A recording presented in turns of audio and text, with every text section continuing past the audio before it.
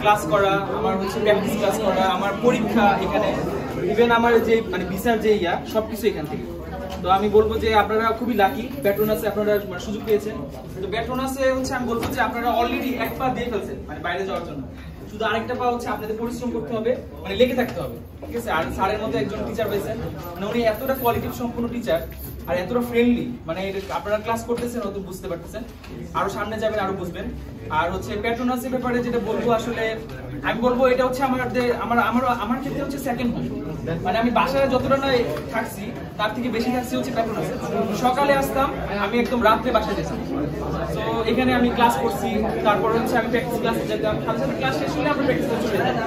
তারপরে হচ্ছে আমরা রাত্রে এখানে মানে সম্পূর্ণ কিছু এখানে আমার নিজ থেকে কিছু করতে হয় না, এখান থেকে হচ্ছে আমি যতটা করার আমি এখান থেকে মানে পাইছি। আর হচ্ছে কোনো কিছু না বুঝতে সরাসরি স্যারের কাছে চলে যেতাম। আর হচ্ছে আমাদের মেহেদি ভাই, মানে যিনি আসলে মানে এখন ক্যামেরা করতেছে, উনি হচ্ছে মানে কি বলবো আমার আরেকটা ভাই বলতো, ঠিক আছে। উনি মানে আমার এই যে জার্নিটার ব্যাপারে আরো অনেক ইজি করে দিচ্ছে। আমি মানে যে হাঙ্গেরির যত ইনফরমেশন সবকিছু ভাইয়ের মাধ্যমে, মানে ভাই হচ্ছে সাবমিট করা থেকে শুরু করে আমার ইন্টারভিউ গুলা, মানে হাঙ্গেরির ব্যাপারটা হচ্ছে আপনার মানে ভার্সিটিতে ইন্টারভিউ দিতে হয়।